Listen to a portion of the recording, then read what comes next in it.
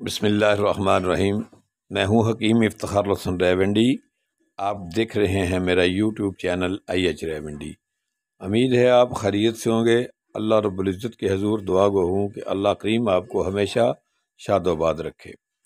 دوستو، کائنات کا ہر زندہ چیز پانی سے پیدا ہوئی ہے، جس کی مکمل تفصیل آئندہ کے دیگر صفحات میں پیش کی جائے گی۔ اس وقت میں یہاں صرف پانی کے حوالے سے کچھ رقم کرنا چاہتا ہوں کہ کائنات میں زندگی کے آثار اور پانی کی اہمیت کیا ہے۔ اس بارے میں قرآن پاک سورۃ انبیاء آیت نمبر 30 میں مرقوم ہے۔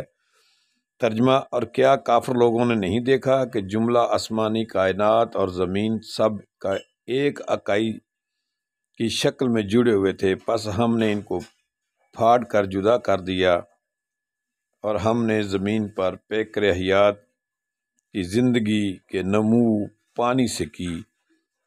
تو کیا وہ قرآن کے بیان کردہ ان حقائق سے آگاہ ہو کر بھی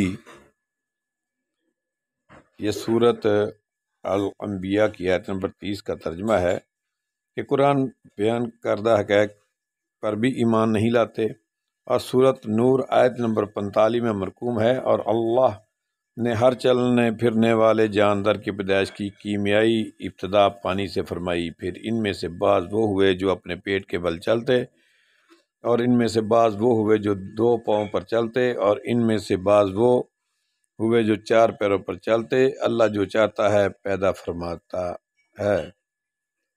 بے شک اللہ ہر چیز پر بڑا قادر ہے۔ سو ان موضوعات پر تحقیق کے دروازے کھلے ہیں۔ اہل نظر احباب اللہ تعالیٰ کی آیات پر غور و فکر کر کے انسانیت کی خدمت کریں اور دارین سرخرو ہوں۔ امید ہے آپ قرآنی تعلیمات سے مستفید ہونے کے لیے ہمارے چینل کو سبسکرائب کر لیں گے تاکہ مزید ویڈیو آپ کو ملتی رہیں۔ دعاؤں میں یاد رکھنا۔ آپ کا اپنا حکیم افتخار الحسن۔